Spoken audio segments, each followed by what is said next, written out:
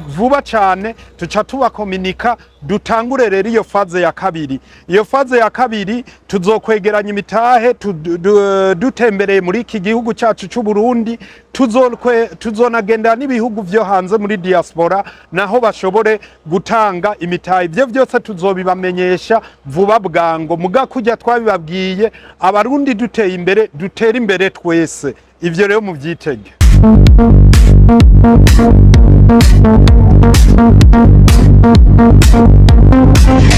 Je nitwa Fabrice Manirakiza, hanyuma nkaba ndi umupromoter wa Buja City Plaza, isoko rikuru rya Bujumbura. Nkuko mubibona turiko turategura ikibanza twarabanje turagisukura, hanyuma tukaba turi mu bikorwa byafuye, no kuvuga ati kwimba aho tuzoshira inyubakwa duhereye muri kave. Rero haraheze iminsi dutanguye nkuko mubibona, hari amakamyo menshi kuko ibi novuga ati ibivu byose tuyora ngaha bica bisohoka bikaja gutabwa aho biriko birakoresha cyane cyane ku bantu bari impande ya Tanganyika. Rero nibikorwa bizodutwara ikiringo kirenga indwi zibiri. Twobamenyesha yuko iri soko rikuru rya Bujumbura ubu tugiye gutangura kubaka faze ya mbere.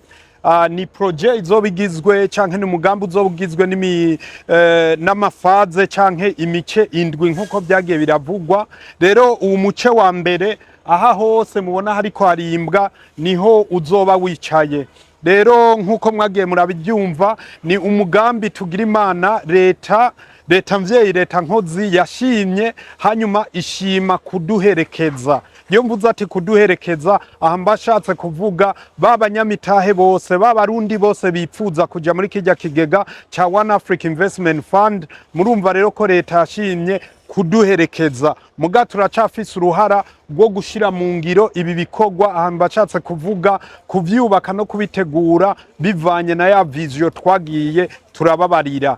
Rero nkuko mubibona aha novuga ko ibikorwa byatanguye bivanye muri vision twagiye turababwira, ni yuko iyi nyubakwa ya shopping mall ya faze ya mbere igira yubakwe ya Buja City Plaza itegerezwa kuba inyubakwa y'akataraboneka, itegerezwa kuba ari inyubakwa iri kuri standard internationale, kandi inyubakwa ikingiwe cyane. Bijya byose mwama mwumva by'imiriro ubu musezere.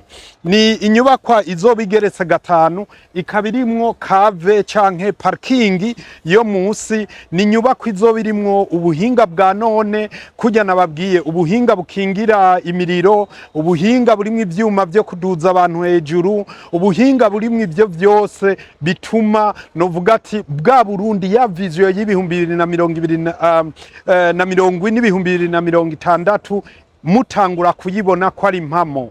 Mu masezerano rero twahawe, twemerewe ko iyi nyubakwa tugiye kuyubakwa mu kiringo c'imyaka 3 gusa, hanyuma imyaka 24 izoca iba iyo gukuramwo umutahe twashizemwo no gukuramwo inyungu twashizemwo, hanyuma tugasubiza leta. Muga kujya nagenda bivuga ni kuri faze ya mbere gusa, bisigurika ati faze zikurikira na ya etage igeretse inshuro 30, ivyo byose tuzoza turagenda tubibamenyesha uko biriko birigwa nuko biriko birashikwako.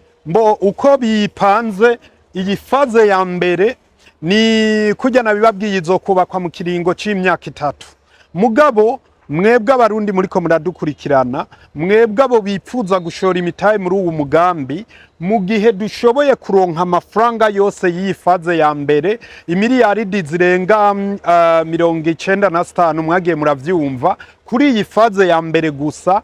Mu gihe dushoboye kurenza ayo mafaranga, bituma dutangura n'iyindi faze kurikira. Rero muravyumva neza kose ko iterambere ry'uwo mugambi, ikuzwa ry'uwo mugambi riva kuri wewe, riva kuri twebwe. Uko twegeranya inguvu zacu zose niko uwo mugambi uza gutera imbere, hanyuma ukaba ishusho y'igihugu. Ni kimwe nama mvuga ati dushimire leta ko yizeye abarundi twese kugira tuje hamwe dushira inguvu zacu hamwe ku buryo dushobora kurema Uburundi bushasha, Uburundi bwiza, n'abadukomokako bazoguma baraba bavuga ati basokuru barakoze imigambi canke amateka meza. Ku kijanye n'iyegeranywa ry'imitahe, kujya twabitanguye, icambere twari twatanguye yabaye ico twita IPO canke kampanye yo kwegeranya imitahe ya mbere. Iyo rero twaraklotiye.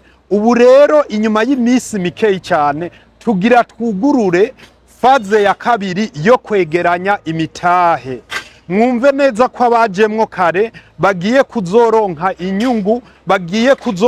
inyungu yigiye imbere ku mitahe batanguye gutanga, kuko nivyo uwa mbere avyutse karategerezwa gushimigwa.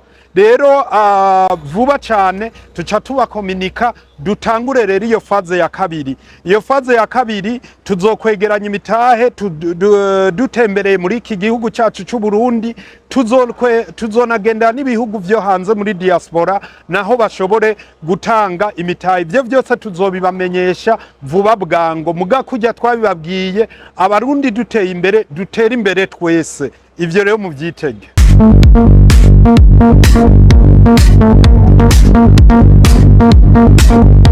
Thank you.